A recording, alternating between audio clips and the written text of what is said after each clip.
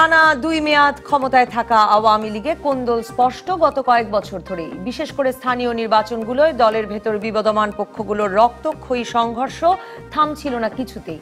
এর ওপর শিক্ষা প্রতিষ্ঠানগুলোতেও দলীয় অঙ্গ সংগঠনের সংঘর্ষ অব্যাহত আছে আওয়ামী লীগ ৮.৫ বছর আগে ক্ষমতায় আসার পর থেকেই। গত অক্টোবরের জাতীয় সম্মেলনে দলীয় সভানেত্রী সবাইকে ঐক্যবদ্ধ হয়ে জাতীয় নির্বাচনের প্রস্তুতি নিতে বলার পর গত ৬-৭ মাসে কোন্দল আরও স্পষ্ট হয়েছে। সাধারণ সম্পাদক ওবায়দুল কাদের ক্ষমতার সুবিধা নিতে দলে জুটে যাওয়াদের নানা নামে ডেকে বারবার এসবের জন্য দায়ী করছেন এবং কোন্দল নিরসনে করছেন ধারাবাহিক বৈঠক। কিন্তু টানা ২ মেয়াদ ক্ষমতার বাইরে থাকা এবং এর কেন্দ্রীয় নেতৃবৃন্দের ভাষায় জেল জুলুম গুমে বিপর্যস্ত ও দলীয় কর্মসূচি বা আন্দোলনে যোগ দেওয়ার সাহস না করা বিএনপি নেতাকর্মীরা নির্বাচন সামনে রেখে দলের হাইকমান্ড তৃণমূলে কমিটি গঠনের কাজ শেষ করতে উদ্যোগী হওয়া মাত্র গত সপ্তাহ দুয়েক ধরে সারা দেশে হাতাহাতি সংঘর্ষ মঞ্চ দখলে জড়িয়ে পড়েছে।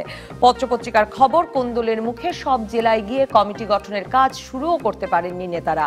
বিএনপি মহাসচিব মির্জা ফখরুল ইসলাম আলমগীর একে দলে নেতাকর্মী থাকার লক্ষণ বিবেচনা করলেও আইন ও সালিশ কেন্দ্রের হিসেব বলছে গত বছর শুধু রাজনৈতিক সহিংসতায় দেশে ১৭৭ জনের প্রাণ গেছে। এখনো নির্বাচনে বিএনপি আসবে কিনা সে খবর নাই, এখনো মাঠে দুই দলের মুখোমুখি হওয়ার সুযোগ হয় নাই। তাতেই নিজেদের ভেতরে কি দ্বন্দ্ব নির্বাচনী হাওয়া বইতেই প্রকট হয়ে উঠল। সে উত্তর খুঁজতে আজ রাজকাহন স্টুডিওতে আছেন বাংলাদেশ আওয়ামী লীগের সাংগঠনিক সম্পাদক খালিদ মাহমুদ চৌধুরী এমপি, বিএনপির vice chairman advocate Zainul Abedin এবং জাতীয় সংসদে বিরোধী দলীয় হুইপ জাতীয় পার্টির নুরুল ইসলাম ওমর এমপি। স্বাগত আপনাদের তিনজনকে।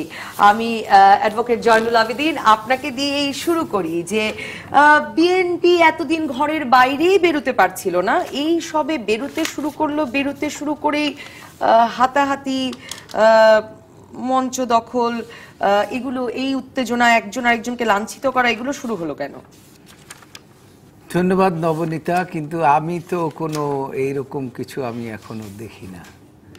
কেন যে ঘটনাগুলো এই অতি সম্প্রতি কিছুদিন ঘটছে, এইটা আপনার যে তৃণমূল পর্যায়ে সভা করতে যাওয়ার পরে কিছু নেতা কর্মীরা তো উৎসাহী হবেই এই সমস্ত জায়গা আসার জন্য, তবে অনেক জায়গায় কোনো রকম কোনো আপনার গ্রুপিং বা গোলমাল ছাড়াই কিন্তু সভা সমাপ্ত হয়েছে। এখানে আপনি জানেন আমি গাজীপুরের দায়িত্বে ছিলাম, গাজীপুরে একটা বড় সিটি কর্পোরেশন, সেখানে আমি সভা করেছি, কই সেখানে তো কোনো কোন্দল কোনো রকম কোনো গোলমাল দেখলাম না।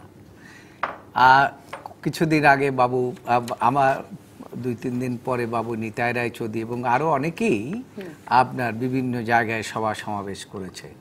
তৃণমূল পর্যায়ের নেতা কর্মীরা বক্তব্য রেখেছে। আমি যেখানে সভা করেছি সেখানে প্রায় ৪৫ জন তৃণমূল পর্যায়ের নেতা কর্মীরা বক্তব্য রেখেছে। কিছু কিছু জায়গায় যে সমস্যা হয় নাই তা বলবো না, এইটা হচ্ছে ম্যানেজমেন্টের বিষয়, নেতৃত্বটাকে এই কর্মীদেরকে কিভাবে ম্যানেজ করবে সেটার বিষয়। আর কোনো কিছু কিছু জায়গায় সরকারের যে পুলিশ বাহিনী বা সরকারের বাহিনীরা তারা কোনো কোনো জায়গায় সভা করতে জায়গা না দেওয়ার কারণে অনেক সময় অনেক জায়গায়, যেমন মাদারীপুরে সভা করতেই দেওয়া হচ্ছিল না, সেই কারণে সেখানে একটা গোলমাল হয়েছে। এরকম কিছু কিছু জায়গায় গোলমাল হয়েছে। তো মানে নিশ্চয়ই তাহলে কার সঙ্গে গোলমাল? পুলিশের সঙ্গে, যেহেতু পুলিশরা বাধা দিয়েছে, বাধা দেওয়ার পরে এটা হতেই পারে। আর তো সেইখানে যেখানে বাধা দেয় নাই সেখানে কিন্তু প্রকৃতপক্ষে আপনার তৃণমূল পর্যায়ে ভালো সবাই সব জায়গায় হয়েছে। কতগুলো জায়গায় আপনারা করতে পারলেন? আপনাদের আমাদের এই পর্যন্ত সাংগঠনিক জেলায় ৫৭টি করার কথা ছিল। আমার মনে হয় প্রায় 75% বা জেলায় আমাদের সভা খুব শান্তিপূর্ণভাবেই সমাপ্ত হয়েছে। যে সমস্ত এলাকায় বাধা দেওয়া হয়েছে সেই সমস্ত এলাকায় কিছু কিছু প্রবলেম হয়েছে। অনেক জায়গাটা তো আমাকে কমিটি হয়েছে কতটি এখন পর্যন্ত? কমিটি তাও আমার মনে হয় 60% কমিটি হয়েছে, আর অনেক জায়গায় কমিটি হয় নাই। এটাও কিন্তু একটা বিরোধের কারণ হতে পারে, যে যতটুকু বিরোধ, কারণ এটা বৃহত্তর গণতান্ত্রিক রাজনৈতিক দল, এই দলের নেতা কর্মীরা অনেক আশা ভরসা থাকতেই পারে, তাদের দলের কেউ প্রেসিডেন্ট হতে চাইতে পারে, সেক্রেটারি হতে চাইতে পারে। আমি মনে করি এই দলের সকলেই এখন কনফিডেন্ট হয়েছে একটা কিছু হওয়ার, কিন্তু সবাইকে তো আর খুশি করা যাবে না, এবং সবাই এই প্রেসিডেন্ট সেক্রেটারি একটি দলের হবে না, এই আশা ভরসা তো সেটা থাকেই। তবে এই এখন যে বিষয়গুলো হচ্ছে, যে আমরা যে তৃণমূল পর্যায়ে সভা করছি, মানুষ এতদিন পর্যন্ত কোনো সভা সমাবেশ করা বা কিছু কোনো জায়গায় কোনো বক্তব্য রাখার এই সুযোগ পায় নাই। এখন এই উদ্দেশ্য নিয়ে কিছু বক্তব্য রাখা হচ্ছে। সেই বক্তব্য হয়তো কারো বিপক্ষেও যেতে পারে, পক্ষেও যেতে পারে, যে আপনি এতদিন পর্যন্ত একটা কমিটিতে ছিলেন, কমিটি করেন না, সেটা যেতেই পারে। সেখানে কেউ এটাকে সহ্য করতে পারে মোটা চামড়া করে, কেউ সহ্য করতে পারে না। এটা নিয়ে একটু তর্ক বিতর্ক একটি বড় দলের মধ্যে হতেই পারে, কিন্তু আপনি যেভাবে আপনি যেভাবে বলছেন যে নির্বাচনকে কেন্দ্র করে, নির্বাচনের অবস্থাটা, হ্যাঁ, এবং কমিটি গঠনকে কেন্দ্র করে এটা সবসময় রাজনীতি, একটি রাজনৈতিক দলে, গণতান্ত্রিক রাজনৈতিক দলে তর্ক বিতর্ক বা সভা সমাবেশ এবং একে অপরের বিরুদ্ধে বক্তব্য রাখে, এটা হতেই পারে। এটা আমি দোষের কিছু দেখি না। এবং বিএনপি এতদিন বিএনপি মাঠেই নামতে পারে না, যখন বক্তব্য দিতে পারছে, এতদিন তো বক্তব্যই দিতে পারে। এগুলো কি এর একটা লক্ষণ যে বিএনপি মোটামুটি নির্ভয়ে এখন বিভিন্ন জায়গায় মাঠে নামতে পারছে, যে কারণে শুধু মাঠেই নামছে না, নিজেদের মধ্যে মারামারিও করছে? এটা ঠিক বলা যাবে না। ব্যাপারটা হচ্ছে রাজনৈতিক কর্মীদেরকে খুব বেশি দিন ঘরে বসিয়ে রাখা যায় না, এটাই তার। এতদিন যে কোনোভাবেই হোক আওয়ামী লীগ ঠেলে ঠেলে রেখেছে, যে কোনোভাবেই নামতে দেওয়া হয় না। আপনি দেখেন, এই যে গত বছরে শ্রমিক সমাবেশ করতে পেরেছে, এই বছর কোনো সরোয়ার দিতে পারমিশন পাইলেন একটা শ্রমিক সমাবেশ, সেটা তাদেরকে কোথাও করতেই দিলেন না। এখন এরা যখন কোনো একটা সুযোগ পায় কোথাও বক্তব্য রাখার, সেখানে তো বিভিন্ন রকম বক্তব্য আসতেই পারে। এখন গণতান্ত্রিক সমস্যা হাতাহাতি তো ওই ক্ষেত্রেই হয়, যেখানে আপনি একটু বাধার সৃষ্টি হয় সেইখানে হয়।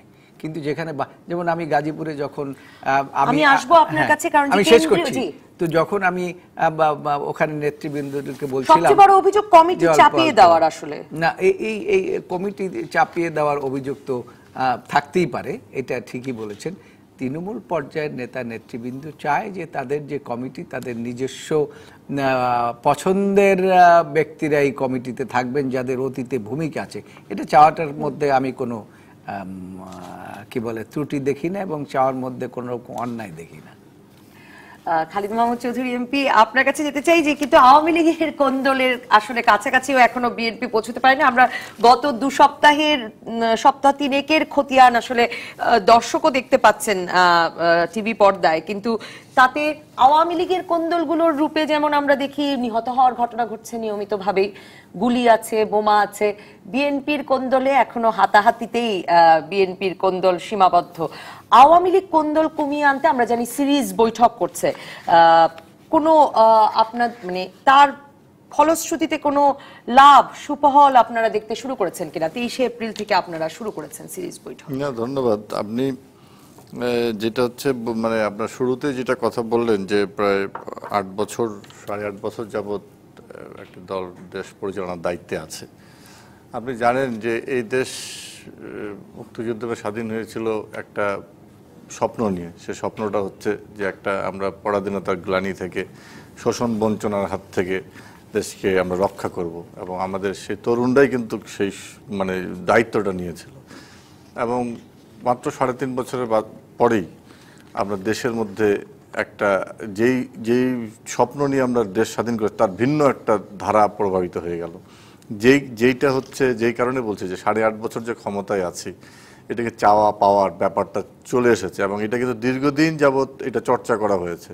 মনে করেন যে ছাত্রদের হাতে অস্ত্র দেওয়া হয়েছে, ও যুবকদের হাতে টাকা অস্ত্র দেওয়া হয়েছে, রাজনীতির দলগুলো তৈরি করা হয়েছে বিভিন্ন গোয়েন্দা সংস্থার মাধ্যমে, এবং হচ্ছে রাজনীতির টাকা দিয়ে কেনাবেচা হয়েছে, এবং এইরকম একটা সমাজ ব্যবস্থা তৈরি করা হয়েছে।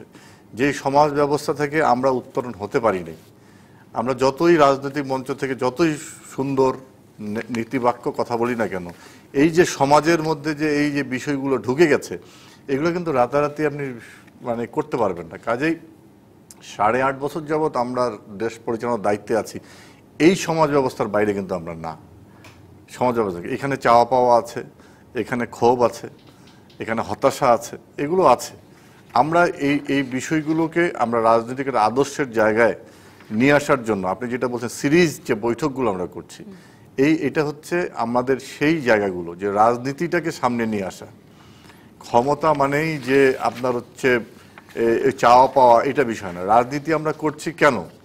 আমরা দেশটাকে একটা সুন্দর একটা মুক্তিযুদ্ধ স্বপ্নের জায়গায় নিয়ে যাব, এই জায়গাটায় সেই জায়গাটা নিয়ে যাওয়ার জন্য আমরা এই সিরিজ বৈঠকগুলো করছি। এবং আমরা কাদেরকে নিয়ে করছি? যারা বিভিন্ন জেলা পর্যায়ে এই রাজনীতির নেতৃত্বের জায়গাগুলোতে আছেন, আমরা তাদেরকে নিয়ে করছি। আমরা তাদেরকে বলেছি যে তোমরা যেহেতু এই জেলা পর্যায়ে তোমরা নেতৃত্ব দিচ্ছ বা আপনারা যে নেতৃত্বগুলো দিচ্ছেন, এই নেতৃত্বটাকে আমাদের সেই জায়গায় নিয়ে যেতে হবে। আমরা সেই বিষয়গুলো আমরা তাদের সঙ্গে মত বিনিময়ের মাধ্যমে সেইগুলোকে আমরা তারা অবহিত করছি এবং আমরা সেগুলো দেখতে চাই। যেমন ইতিমধ্যে আপনি জানেন যে আমরা বিভিন্ন বিভাগীয় কর্মী সমাবেশ করছি, যেখানে আমাদের ইউনিয়ন পর্যায়ের নেতৃবৃন্দরা পর্যন্ত উপস্থিত ছিল। সেখানে আমাদের সাধারণ সম্পাদক সেখানে গিয়ে গাইডলাইন দিয়েছেন। আমরা রাজশাহীতে করেছি, আমরা বগুড়ায় করেছি, আমরা রংপুরে করেছি, নওগাঁয় করেছি, খুলনায় করেছি, বাগেরহাটে করেছি, চিটাগংয়ে করেছি, হ্যাঁ আমরা কক্সবাজারে করেছি। এটা সাধারণ সম্পাদককে নিয়ে করেছি। আরও অন্যান্য জায়গাও আমাদের চলমান আছে। এই যে আমাদের আজকে সংসদ শেষ হয়ে গেল, আমরা 20 তারিখে পরে বরিশালে আমরা করব। তো আমাদের আমরা সিলেটে করেছি। আমাদের এই প্রোগ্রামগুলো খুব শান্তিপূর্ণভাবে এবং খুব উচ্ছ্বাস উদ্দীপনার মধ্য দিয়ে হয়েছে।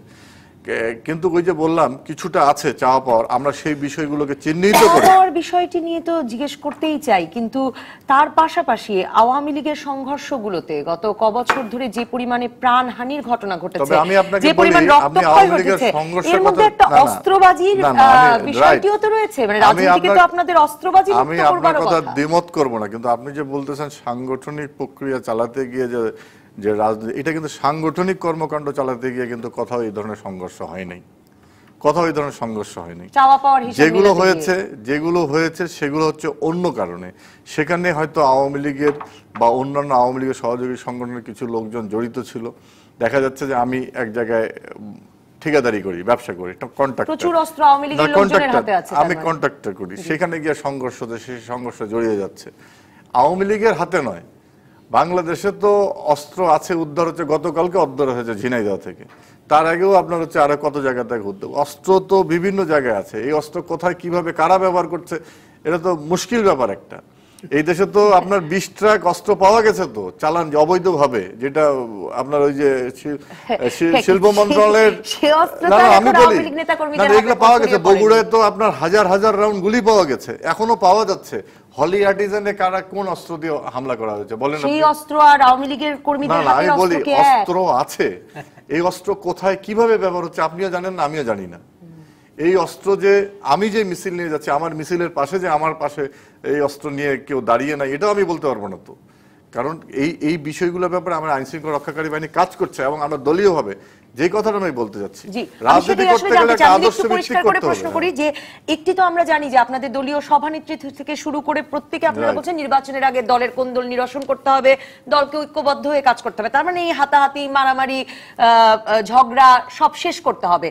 কিন্তু অস্ত্রবাজির জায়গাটা, প্রাণহানির জায়গাটি, সেই জায়গাটি থেকে যে আপনাদের সংগঠনকে সরে আসতে হবে। নবনীতা, সেটা হচ্ছে যে আমি যে কথা প্রথমে বলছি, সাংগঠনিক প্রক্রিয়া চালাতে গিয়ে কোথাও আমি অস্ত্র দেখি নাই, অস্ত্রের কোনো খবর পাই নাই। এখন যদি আপনি এলজিইডি মন্ত্রণালয়ে যে টেন্ডার ড্রপ করতে গিয়ে অস্ত্রবাজি হয়, সেটা তো দল দায়িত্ব নিবে না। এবং আপনাকে বলে রাখি, এই ধরনের ঘটনা ঘটাতে গিয়ে যারা এই ধরনের যদি কোনো দলের সম্পৃক্ত পাওয়া যায়, সেখানে দলীয়ভাবে আমরা তো সিদ্ধান্ত নিয়েছি এবং আমরা আইন শৃঙ্খলা রক্ষাকারী বাহিনীকে বলেছি, নির্দেশ দিয়েছি, অনুরোধ জানিয়েছি তাদের ব্যবস্থা। অসংখ্য আমি উদাহরণ দিতে পারি যারা ইতিমধ্যে আইন শৃঙ্খলা রক্ষাকারী বাহিনীর হাতে গ্রেপ্তার হয়েছে, পানিশমেন্ট হয়েছে, এরকম বলতে পারি। আমরা এই ব্যাপারে জিরো টলারেন্স, মাননীয় প্রধানমন্ত্রী এই ব্যাপারে জিরো টলারেন্স, আজকেও পার্লামেন্টে তিনি সমাপনী বক্তব্য দিয়েছেন, সেখানে তিনি বলেছেন। এবং আমাদের সাধারণ সম্পাদক কি কথা বলেছেন এটা তো আপনাদের গণমাধ্যমে এসেছে, কাজে আমাদের বক্তব্যটা পুরোপুরি পরিষ্কার। আমি যে কথাটা বলছি যে দেশের মুক্তি মানে দেশ বিজয় লাভ করার মাত্র 3.5 বছর পরেই কিন্তু দীর্ঘদিন যে সমাজ তৈরি করা হয়েছে, সেই সমাজের বাইরে কিন্তু আমরা না। আমি একটা প্রশ্ন করে আপনার কাছ থেকে আমার পরবর্তী অতিথির কাছে যেতে চাই। সেই প্রশ্নটি পরে অ্যাডভোকেট জয়নুল আবেদিনকেও করব। বিএনপি মহাসচিব, তাদের এই কর্মী সভাগুলো শুরু হওয়ার পর এই বিভিন্ন জায়গায় কোন্দলের ঘটনা প্রকাশ্য হবার পর, কমিটির কারণে আপত্তির ঘটনা প্রকাশ্য হবার পর তিনি বলেছেন যে এমনটা হয়েই থাকে, সারা পৃথিবীতেই হয়ে থাকে, যা হচ্ছে এতে বোঝা যায় বিএনপির নেতাকর্মী আছে। আপনি তার সঙ্গে একমত? বিএনপির নেতাকর্মী নাই এটা তো আমরা বলতেছি না। আমরা তো এখনো বলেছি বিএনপি তো গত কয়েকটা নির্বাচনে জয়লাভ করে, গত কয়েকদিন আগে সিটি কর্পোরেশন নির্বাচনে তারা জয়লাভ করলো কুমিল্লায়, একটাতে আমরা করলাম নারায়ণগঞ্জে, তাই না? তাদের কোন দলগুলো রাজনৈতিক দলের কোন দল কি রাজনৈতিক দলের নেতাকর্মী থাকার একটা প্রমাণও বটে? না না, রাজনৈতিক আমি এটা মনে করি না। রাজনৈতিক দল একটা আদর্শ ভিত্তিক একটা গঠনতন্ত্র আছে, এখানে একটা ঘোষণাপত্র আছে। আমি আওয়ামী লীগের যেটা বলি, এর বাইরে যাওয়ার কোনো সুযোগ নাই, এখানে কোন দলে কোনো সুযোগ নেই। হ্যাঁ, নেতৃত্বের প্রতিযোগিতা থাকতে পারে, নেতৃত্বের প্রতিযোগিতা আছে। এই নেতৃত্বের প্রতিযোগিতা আছে বলেই আওয়ামী লীগের মতো দল একটা 68 বছরের একটা তরতাজা তরুণের মতো একটা সংগঠন। হ্যাঁ, এখনো আপনি যে কোনো রাজনৈতিক দলের থেকে অনেক স্মার্ট রাজনৈতিক সংগঠন হচ্ছে বাংলাদেশ আওয়ামী লীগ। এতে মানে কাজেই হচ্ছে এই প্রতিযোগিতা, আমাদের নেতৃত্বের প্রতিযোগিতা আছে। কিন্তু রাজনৈতিক দল মানে এখানে কোন দল মানে জোর করে মানে চেয়ারে বসা, জোর করে দখলদারিত্ব প্রতিষ্ঠা, এই রাজনীতি আমরা মানে ওন করি না।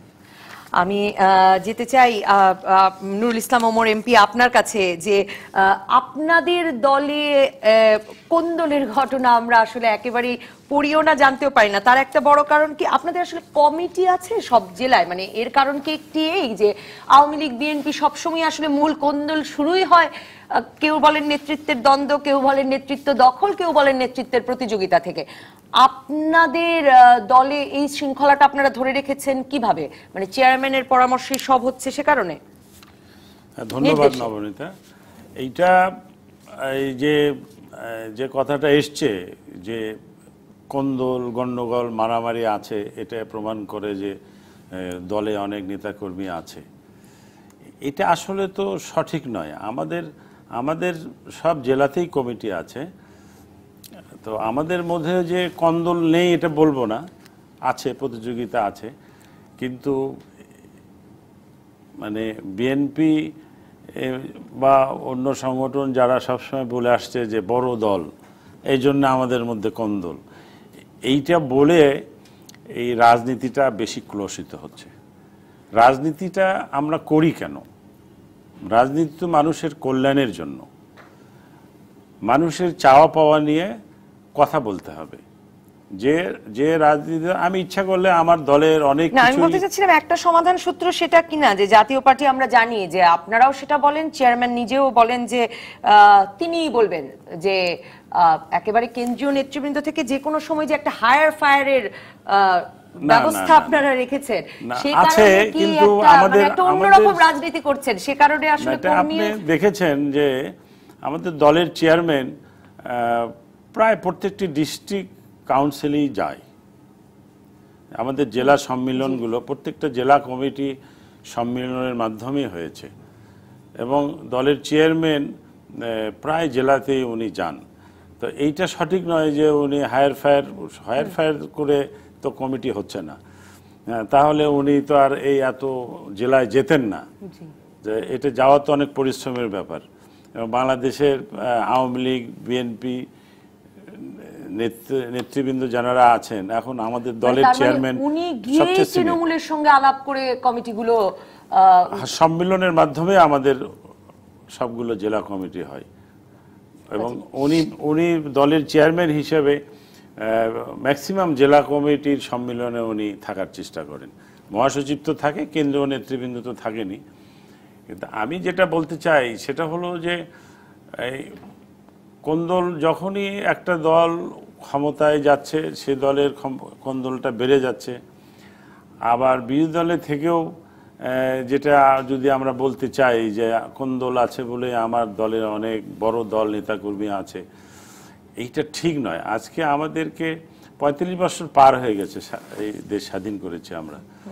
তো এখানে মানুষের যে আশা আকাঙ্ক্ষা, আমরা গণতন্ত্রের কথা বলি, সংবিধানের কথা বলি, তো আমাদেরকে নিজের গণতন্ত্রের অধিকার, আমি দল করি রাজনীতি করি আমি আমার গণতান্ত্রিক অধিকারটা আমি প্রয়োগ করছি, কিন্তু আমার এই গণতান্ত্রিক অধিকার প্রয়োগ করতে গিয়ে দেশের নাগরিক গণতান্ত্রিক অধিকার রক্ষা হচ্ছে কিনা এইটা হলো আমাদেরকে দেখতে হবে। আমি একটা বিরতিতে যেতে চাই, বিরতির পর ফিরে এসে আমাদেরকে নুরুল ইসলাম ওমর এমপি যেটা বললেন সেই প্রসঙ্গ ধরে অ্যাডভোকেট জয়নুল আবেদিন আপনার কাছেও আমি আসতে চাই। তিনি বলেছেন যে এরশাদ সাহেব আসলে সর্বত্র যান, নিজেই যান, গিয়ে তৃণমূলে দেখেন, একেবারে শীর্ষ নেতার যাওয়াটা কোন্দল নিরসনে ভূমিকা রাখতে পারে। আপনাদের দলের এক শুভাকাঙ্ক্ষী ডাক্তার জাফরুল্লাহ চৌধুরী এমন মন্তব্য করেছেন, সে সম্পর্কে আপনাদের মন্তব্য শুনবো। আর সাধারণ মানুষকে আপনাদের এই কোন্দল বা মারামারি একটা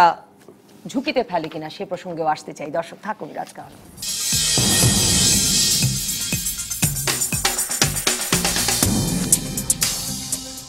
ফিরে এলাম রাজকাহনে। অ্যাডভোকেট জয়নুল আবেদিন, আপনার কাছে জানতে চাইবো যে কতগুলো জায়গায় আপনারা পুলিশি বাধা মুক্ত ভাবে কর্মী সভা করতে পারলেন? আমাদের একজন দর্শক HM সোহাগ হোসেন তিনি জিজ্ঞেস করেছেন আমাদের ফেসবুক পেজে যে কোন্দল নিয়ে কথা বলছেন কিন্তু পুলিশ যে কর্মী সভা করতে দেয় নাই কিছু জায়গায়, এটা নিয়ে কথা নাই কেন?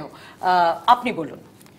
আপনি মাদারীপুরের কথা বলেছেন, আমরা পত্রিকায় মাদারীপুরের কথা বলেছি। তার আগে আমি ওই একটি কথা বলতে চাচ্ছি যে আমাদের মহাসচিব যে কথাটি বলেছে দলে যে সেই প্রশ্নে আমি আসতাম আপনার কাছে, জি বলুন। আছে, এইটাও তার একটি প্রমাণ। আর আমার ভাই নুরুল ইসলাম এমপি সাহেব যে কথাটা বললেন আমি ওনার এইটার সাথে একমত নেই। কারণে যে পুকুরে দেখবেন প্রচুর মাছ আছে, বড় বড় মাছ আছে, সেখানে দেখবেন পানি ঘোলা হয়, পানি কিন্তু ঠান্ডা থাকে না।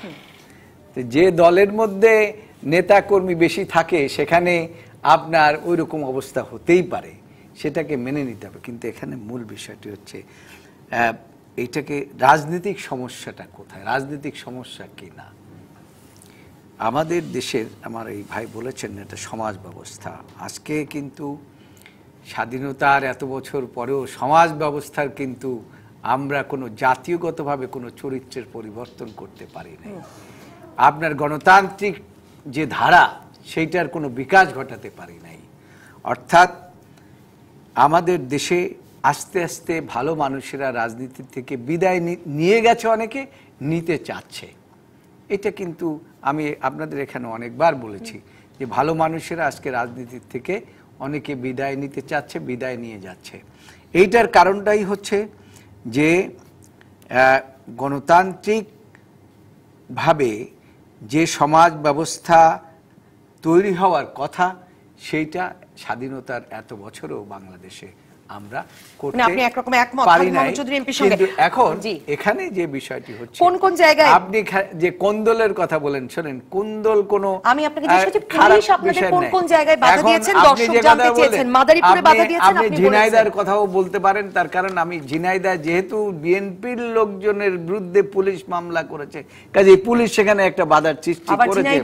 আবার সেখানে আবার বিএনপি থাকতে পারে, কিন্তু সেখানে কিন্তু আপনি এটাকে রাজনৈতিক কোন্দলটাকে আপনি যদি খারাপ দৃষ্টিতে দেখেন সেটা আমি বলবো না যে এটা খারাপ, কারণ রাজনৈতিক দ্বন্দ্ব নেতৃত্বের কোন্দল থাকতেই পারে। মারামারিটা সমাজ সোসাইটি পছন্দ করে না, আমরাও পছন্দ করি না। অনেক জায়গায় যে এই যে মানে আমাদের এর থেকে আমরা কোনো শুভ বার্তা পাই কিনা, আপনারা পেয়েছেন কিনা সরকারের কাছ থেকে কোনো শুভ বার্তা যে দেশের বিভিন্ন জায়গায় আপনারা একরকম পুলিশি বাধা ছাড়া, মানে মাদারীপুরের ঘটনাটি আমিও পত্রিকায় পড়েছি, পুলিশি বাধা ছাড়া অনেকদিন পরে তো বিএনপি এরকম এক নাগারে সভা করতে পারলো বোধহয়। মানে আমি এটা বিএনপি তো কোনো বাইরে কোনো সভা এখন পর্যন্ত করতে পারে নাই। এই সভাগুলোও কিন্তু ইনডোর মিটিং, বাইরে কোনো, আবার অনেক জায়গায় বলেছে আপনাদেরকে কিন্তু পারমিশন দিলাম কিন্তু বাইরে মাইক লাগাতে পারবেন না, অনেক জায়গায় এইটা করেছে, আপনাদেরকে ঘরের ভিতরে থাকতে দিয়েছে। আপনার মনে আছে যে এক সময় বাংলাদেশে কিন্তু ওই মার্শাল্লার পর থেকে যেভাবে এলোপর ওই রাজনীতি ওপেন করে না, যে আমরা ঘরের মধ্যে আপনাকে বন্দি করে রাখলাম। এখন গণতন্ত্রটা মানে ঘরের মধ্যে বন্দি হয়ে গেছে। এখন এই ঘরের মধ্যে বন্দি হওয়াটাও একটা কারণ, যখন কিছু বাইরে যখন চলে যায় তখনই কিন্তু আপনি যেটা বললেন যে মারামারি, এই ছোট জায়গায় চেয়ার দখলের প্রতিযোগিতা হতেই পারে। আপনি এখন তো বিএনপি হলো একটা সমুদ্রের মতো দল, এখানে এত বছরে অনেক নেতাকর্মী তৈরি হয়েছে, ছাত্র দল, যুব দল, মহিলা দল, শিশু দল, এদের তৈরি হয়েছে না? সুতরাং তাদের বসার তো একটা ব্যবস্থা নিতে হবে। বৈশ্বিক উষ্ণতার কারণে আবার সমুদ্রের পানি উপরে উঠে যাচ্ছে। হ্যাঁ, যেতেও পারে। আপনি সমুদ্রের পানি যখন বাধার সৃষ্টি করেন তখন সেখানে আপনার উপরে উঠতেই পারে। আমি একটি প্রশ্ন আপনাকে, আচ্ছা আমি বিরতির পর এসে সেই প্রশ্নটি আবার করব যে বেগম খালেদা জিয়া বের হলে কি হবে, দল আরো চাঙ্গা হবে কিনা, আপনাদের অনেক শুভাকাঙ্ক্ষীরা সেটা বলছেন, সেই প্রসঙ্গে আসবো। কিন্তু খালিদ মাহমুদ চৌধুরী, আমাদের একজন দর্শক রাজু আহমেদ, তিনি ফেসবুকে প্রশ্ন করেছেন যে কোন্দল এক জিনিস, সেটা দলের ভেতরের ব্যাপার, কিন্তু পুলিশের কাজ তো অনুমতি দেওয়া। পুলিশ বাইরে সভা করতে এখনো অনুমতি দিচ্ছে না, পুলিশ মাদারীপুরে ঘরের ভেতরেও সভা করতে দেয়নি, এবং অ্যাডভোকেট জয়নুল আবেদিন বলছে যে ঝিনাইদহে কেউ তাদের সভা লক্ষ্য করে ইটপাটকেল ছুঁড়েছেন এবং তারপর পুলিশ বিএনপি নেতাদের বিরুদ্ধে, কর্মীদের বিরুদ্ধেই মামলা করেছে। দেখেন, এই মানে পুলিশ মানে বিরোধী দলে থাকলে খুব সুবিধা আছে। সুবিধাটা কি, আমাদের দলের মধ্যে যদি কোনো ধরনের এই ধরনের কোন দল হয় বা এরকম ঘটনা, তাহলে কিন্তু আমাদেরকে বলতে হবে যে এটা সরকারি দলের এই ভাগ বাটারা, যেটা ওনারা বলেন যে লুটতারাজের ভাগ বাটারা, এরকম বলে। আর বিরোধী দলের সুবিধাটা কি, নিজেদের মধ্যে যা কিছুই হোক সরকারি দলের উস্কানিতে পুলিশের এই জায়গায় বলি না, এই জায়গায় তারা খুব দ্রুত চাপাই দিতে পারে নিজের মানে ইয়েটা চাপাই দিতে পারে গভর্নমেন্টের উপরে। পটিয়াতে যে ঘটনাটা ঘটলো চিটাগংগে, সেখানে আপনি দেখেন দুই গ্রুপের মধ্যে ধাওয়াধাওয়ি হলো, ক্ষতিগ্রস্ত হলো কারা? সেখানে প্রায় অসংখ্য গাড়ি ভাঙচুর হয়েছে। সেখানে ছাত্রছাত্রীরা স্কুল ছুটির সময় তারা কে দিক বিদিক দৌড়াদৌড়ি করতে হয়েছে, পথচারীরা হয়েছে, ব্যবসায়ীরা দোকানপাট ছিল তারা ক্ষতিগ্রস্ত হয়েছে। মিটিং হচ্ছে বিএনপির, আর ক্ষতিগ্রস্ত হচ্ছে সাধারণ মানুষ।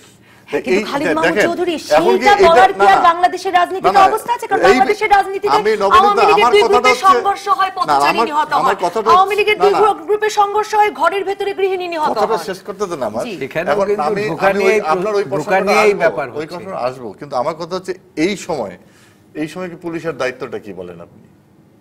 এই সময় পুলিশ তো দায়িত্ব পালন করতে হবে, পুলিশের দায়িত্ব পালন করতে হবে। তা কাজেই অনেক সময় দেখা যায় যে এগুলো দেখা যাচ্ছে যে মাদারীপুরে আপনি যান, ওখানে যদি সভা করতে যায় দেখা যাচ্ছে যে রক্তক্ষয়ী একটা সংঘর্ষ হতে পারে, কারণ পুলিশের অনেক গোয়েন্দা সংস্থা যাদের কাছে অনেক ধরনের রিপোর্ট থাকে, তারা সেই জন্য এই ধরনের ব্যবস্থা গ্রহণ করে। আর আপনি বলছেন উনি জয়নুল আবেদিন যেটা বললেন, আমার শ্রদ্ধেয় ব্যক্তিত্ব, সেটা হচ্ছে যে কথা বলতে দেওয়া হয় না। আপনি জানেন যে আগে ঢাকা শহরে একজন নেতা কথা বললে এটা দিনাজপুরে পৌঁছাইতো 2 দিন পরে, কারণ আমাদের যোগাযোগ গণমাধ্যম যেভাবেই হোক এত দুর্বল ছিল। এখন কিন্তু এই যে আমরা টক শোতে কথা বলছি, আবেদিন ভাই মনে এখন আরো 2-3টা করে এখানে আসছে, তা আমরা প্রতিনিয়ত আপনাদের তাদের মহাসচিব মির্জা ফখরুল এখানে তো একদম বাক্স খুলে বসছে, প্রত্যেক দিন 30-40টা চ্যানেলের মধ্যে প্রত্যেকদিন কথা বলছে, বাংলাদেশের 16 কোটি মানুষ তাদের বক্তব্য জানতে পারছে। আগে কিন্তু বেগম খালেদা জিয়া বলেন তার বক্তব্য জানার জন্য তাকে ময়মনসিংহে বিভিন্ন গিয়ে জানাতে হতো জনসভা করে, এখন কি জানানোর দরকার হয় না। আজকে বেগম খালেদা জিয়া আমরা আমাদের মিছিল কোথায় হচ্ছে, আমাদের তো আমরা করি না তো, শুনেন যেখানে এই হচ্ছে আপনার এখন অধিকাংশ শুধু নট অনলি বিএনপি বা আওয়ামী লীগ, আপনি অন্যান্য রাজনৈতিক দলগুলো দেখেন তারা কিন্তু কথা বলছে। এমন এই জায়গাগুলোতে আমরা যেতে হবে। আজকে আমরা যখন মনে করেন শোভাযাত্রা করছি, পরের দিনই টক শোতে আপনার ডিবিসিতে আলোচনা হয় যে রাস্তায় কত ঘন্টা জ্যাম ছিল। আজকে যদি একটা সম্মেলন করি আমরা আওয়ামী লীগ বাধ্য হয়েছি এখন বলতে, আমার জেনারেল সেক্রেটারি বলেছে যে শুক্র শনিবার ছাড়া কোনো ধরনের শোভাযাত্রা করা যাবে না, বড় ধরনের মিটিং করা যাবে না। আমরা 7ই মার্চে জনসভা করি নাই। আপনি দেখেন এইগুলো থেকে আস্তে আস্তে আমরা সরে আসতে হবে, এগুলো সরে আসতে আমাদের কথা বলার অনেক স্পেস তৈরি হয়ে গেছে। আমরা এই সেটের মধ্যে বসে লক্ষ লক্ষ কোটি কোটি মানুষের সাথে কন্ট্যাক্ট করছি, কাজেই এই সুবিধাগুলো আমরা একদিকে নিচ্ছি। সামাজিক গণমাধ্যম যেগুলো আছে, ফেসবুক, টুইটার, এইগুলো ব্যবহার করছি।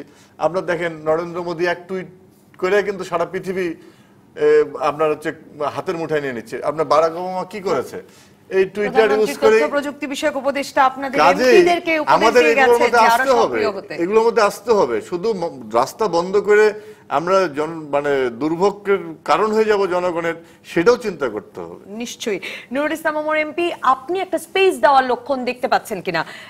আপনাদেরকে জিজ্ঞেস করব যে আপনারা গত অক্টোবর থেকে ঘোষণা দিয়েই নির্বাচনী প্রচারণা শুরু করেছেন এবং তার সূত্র ধরেই আসলে আপনাদের চেয়ারপারসন সারা দেশের বিভিন্ন জায়গায় যাচ্ছেন, ঘরের ভেতরেই মূলত সভা করছেন, পুলিশি বাধার কোনো ঘটনা ঘটছে কিনা? আর দ্বিতীয় প্রশ্ন আপনাকে, যে বিএনপি যে এবার অন্তত ঘরের ভেতর বিভিন্ন জেলায় সভা করে আসতে পারলো কেন্দ্রীয় নেতারা গিয়ে, এটা তো একটা স্পেস দেওয়ার লক্ষণ দেখেন কিনা? না, এটা ঠিক বলেছেন, কিন্তু এই যে ঘরের ভিতরে পারমিশন দেওয়া, ঘরের বাইরে পারমিশন দেওয়া, এটা তো নতুন ঘটনা নয়। এটা আমাদের দেশে আমরা 90-এর পরে আমরা মিটিং করতে পারিনি। প্রথম যখন আমরা যাত্রাবাড়িতে মিটিং করতে যাই, সেখানে পুলিশ এবং সরকারি দলের নেতাকর্মী সহ অস্ত্রশস্ত্র নিয়ে আমাদেরকে আক্রমণ করেছে। আমরা 90-এর পরে আমরা নির্বাচনেও কিন্তু আমরা সুবিধা পাই নাই, আমাদের জন্য নিরপেক্ষতা ছিলও না। তো এটা তো চলে আসছে অনেক আগে থেকেই। এখন বিষয়টা হলো যে এই যে আমার 90 পরবর্তী সময়ের যে এখন কি বেশি নিরপেক্ষতা পাচ্ছেন? মানে এখন তো আপনারা আছেন সরকারের সঙ্গে। না, এটা হলো যে আওয়ামী লীগ একটি গণতান্ত্রিক দল, এটা স্বীকার করতে হবে। তাদের দলের গণতান্ত্রিক নিয়ম নীতিটা অনেকখানি আছে, 100% নেই হয়তো, কিন্তু চেষ্টা করছে তারা। আমাদের সবাইকে চেষ্টা করতে হবে। মূল বিষয়টা হলো যে যেটা আমার শ্রদ্ধেয় জেনারেল ভাই যেটা বললেন, যে পুকুরে মাছ বেশি থাকে সেই পুকুরে পানি ঘোলা হয়ে যায়, এরকম অনেক যুক্তি আমরা দিতে পারি, কিন্তু বিষয়টা হলো যে কোন্দল হবে কেন? আমার জেলা কমিটি করার নিয়মটা কি আছে, আমার দলের গণতান্ত্রিক সিস্টেমটা কি আছে? একটা সম্মিলনে 50,000 লোক যেতে পারে, 10,000 লোক যেতে পারে, কিন্তু একটা কমিটি করার অধিকার কার আছে?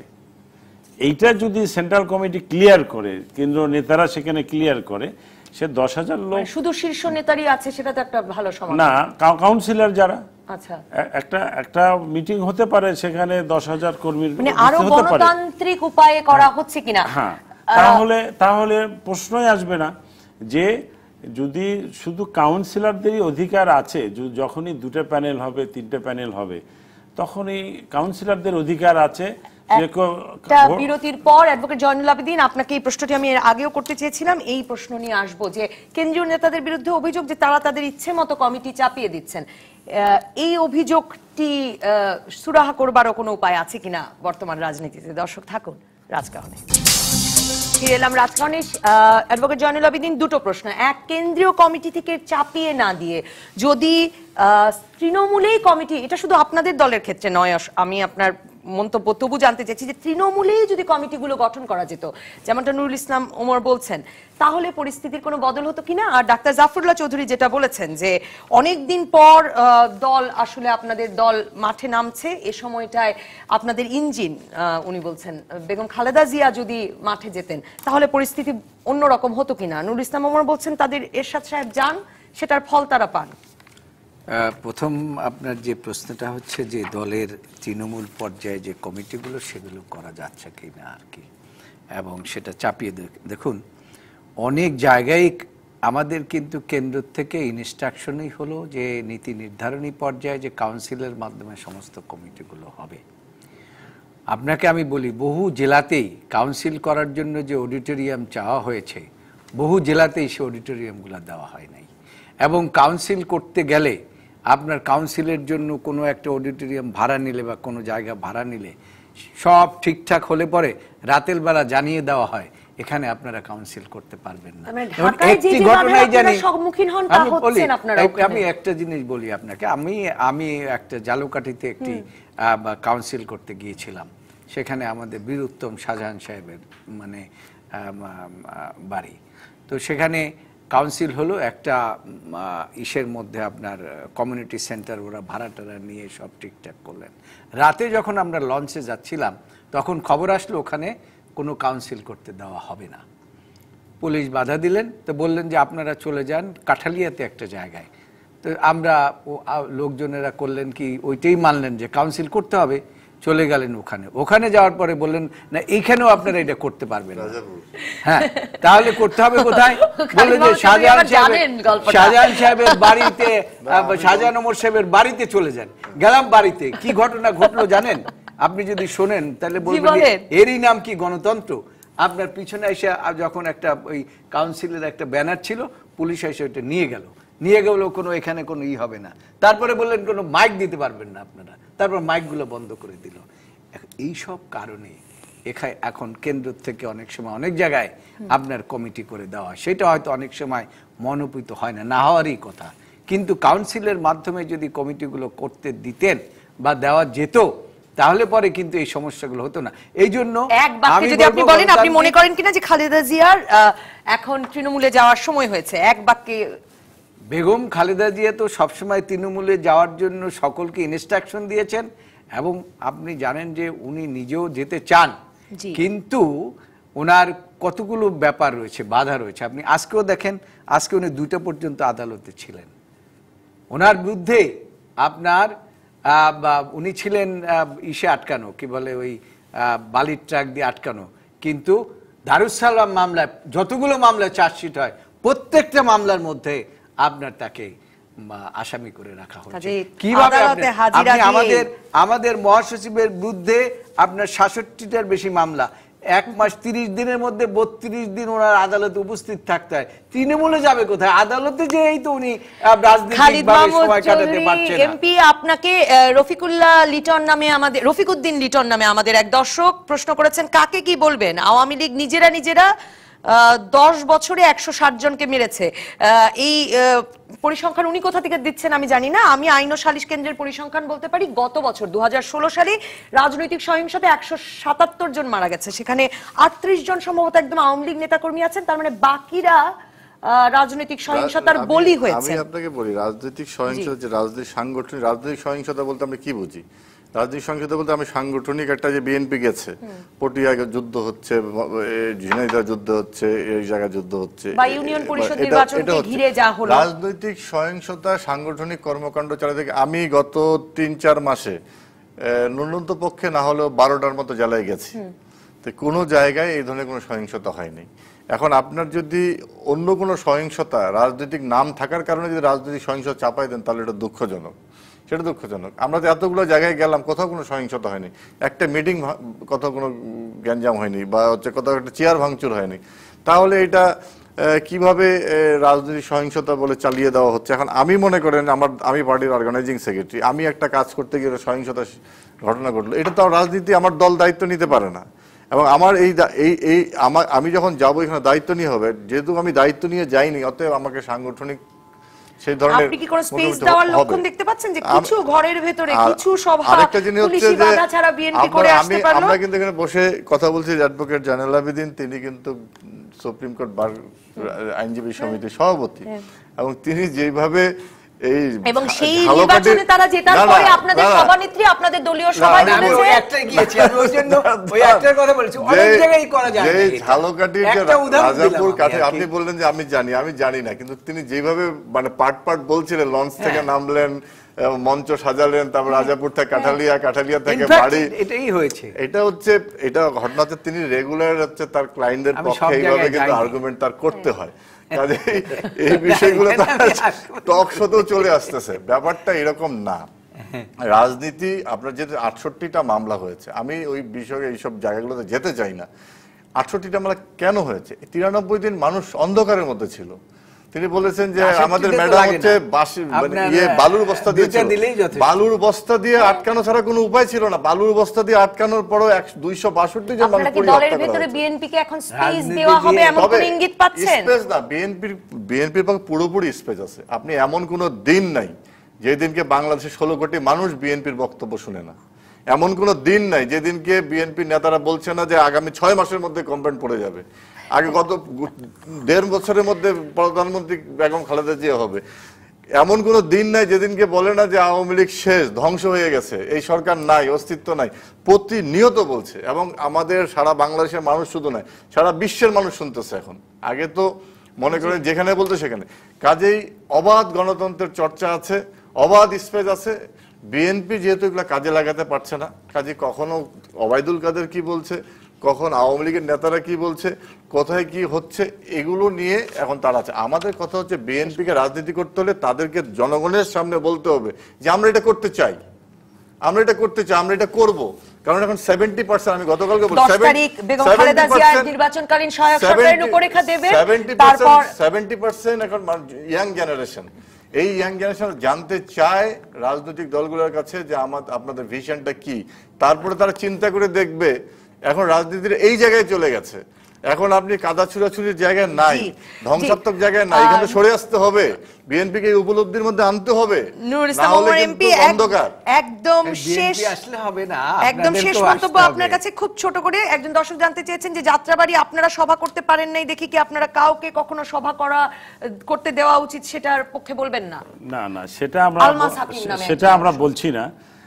এইটা এই প্র্যাকটিসটা এটা বন্ধ হতে হবে, এবং এটা বন্ধ করতে গেলে আজকে রাজনৈতিক একটা ঐক্যের প্রয়োজন আছে সব দলগুলোকে। যে আমরা প্রত্যেকটা দল বলছি আমরা গণতান্ত্রিক দল, গণতন্ত্র চাই, দেশে একটি গণতান্ত্রিক পরিবেশ সৃষ্টি হোক, কিন্তু গণতান্ত্রিক পরিবেশ সৃষ্টি করতে হলে একটা ঐক্যমতের দরকার আছে।